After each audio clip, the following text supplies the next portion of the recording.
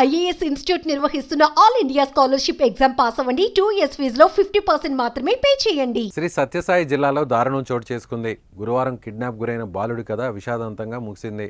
చేతన్ దారుణ హత్యకు గురయ్యాడు. గుర్తు తెలియని వ్యక్తులు బాలుడిని చంపేసి మృతదేహాన్ని కర్ణాటకలోని పావగడ అటవీ ప్రాంతంలో పడేశారు.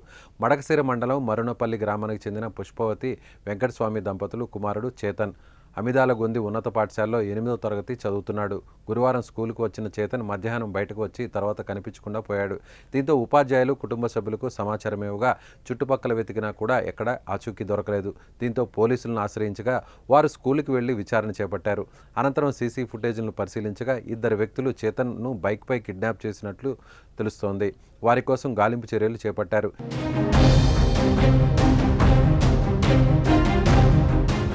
ఇంతలోనే మడకశిర సరిహద్దున ఉన్న కర్ణాటకలోని అటవీ ప్రాంతంలో హత్యకు గురైన బాలుడి మృతదేహాన్ని గుర్తించారు.